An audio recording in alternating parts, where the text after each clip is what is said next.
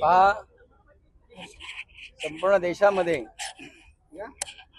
ज्या आता विधानसभेच्या निवडणुका झाल्या त्याच्यामध्ये प्रामुख्यानं पश्चिम बंगाल आणि त्यानंतर तामिळनाडू, त्यानंतर पांडिचेरी आणि आसाम ह्या राज्यांमध्ये त्या ठिकाणी भारतीय जनता पार्टीची सत्ता आलेली आहे।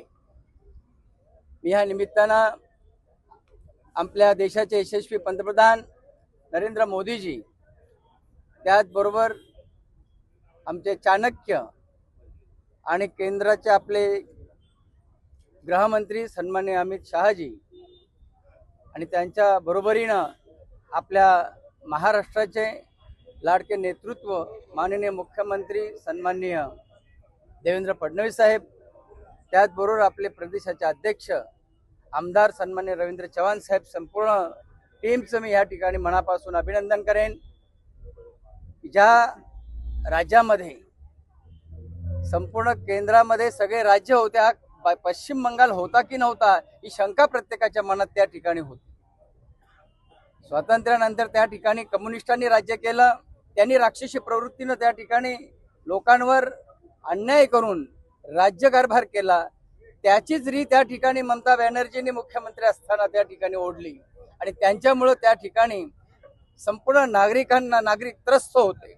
या नागरिकांना त्यांच्या त्या जोखाडातून बाहेर काढण्यासाठी गेली अनेक वर्ष त्या ठिकाणी भारतीय जनता पार्टी प्रयत्नशील होती।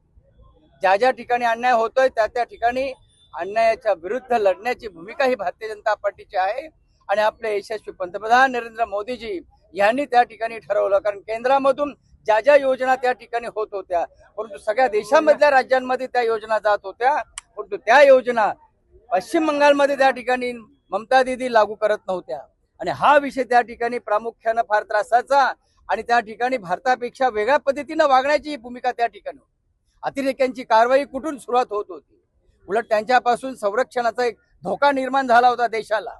ज्या पद्धतीनं इतर देशांमधून त्या ठिकाणी काही विशिष्ट धर्मांची लोक त्या ठिकाणी येत होती आणि त्यांच्यामुळं ह्या देशाला त्या ठिकाणी अंतर्गत धोका निर्माण झाला होता। ह्या सगळ्या पार्श्वभूमीवर त्याचबरोबर त्यांची जी गुंडशाही त्या ठिकाणी सुरू होती, त्यांची त्या ठिकाणी हुकुमशाही सुरू होती, ती हुकुमशाही मोडण्याकरता त्या ठिकाणी आज भारतीय जनता पार्टीनं जोर लावला आणि भारतीय जनता पार्टी यशस्वी झाली आणि ज्या पद्धतीनं त्यांनी राज्यकारभार केला त्या राज्यकारभाराच्या विरोधात त्या ठिकाणी संपूर्ण देश एकवटला, संपूर्ण देश त्या ठिकाणी आनंद उत्सव साजरा करतोय।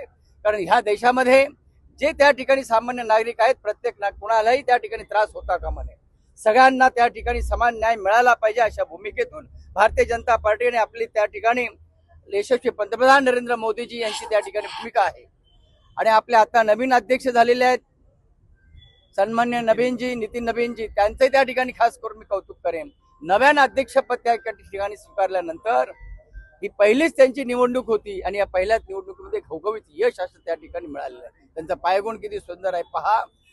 आम्हाला ह्या गोष्टीचा अभिमान आणि आनंद वाटतो की अनेक पश्चिम बंगालमधले नागरिक या ठिकाणी महाराष्ट्रामध्ये आहेत, महाराष्ट्रामध्ये कामधंद्यासाठी येतात, त्यांच्याकडून जेव्हा आम्ही ह्या सगळ्या गोष्टी बघतो ऐकतो त्यावेळी त्या ठिकाणी आमच्या अंगावर देखील काटे उभे राहतात।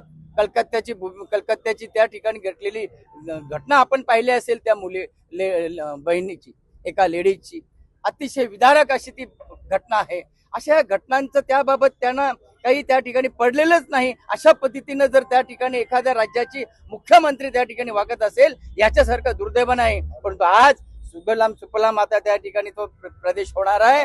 त्या ठिकाणी राज्याची प्रगती कशी असू शकते, महाराष्ट्रामध्ये देखील या ठिकाणी आज राज्य सरकार बरोबर केंद्र सरकार असल्यामुळं महाराष्ट्राची प्रगती माननीय देवेंद्र फडणवीस साहेब यांच्या नेतृत्वाखाली त्या ठिकाणी सुरू आहे।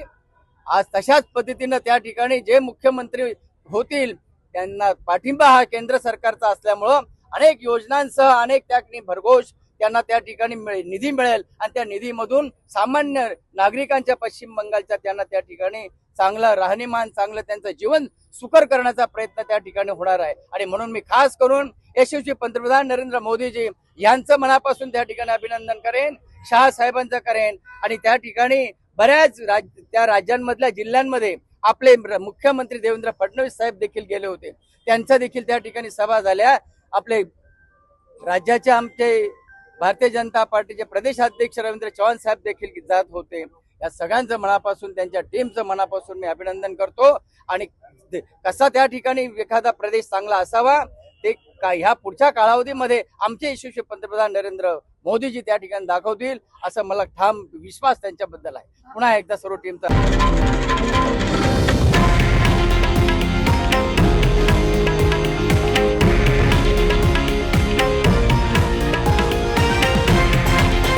हे आहे देशातील नंबर 1 न्यूज नेटवर्क आणि आपण पाहत आहात TV9 मराठी, एकमेव.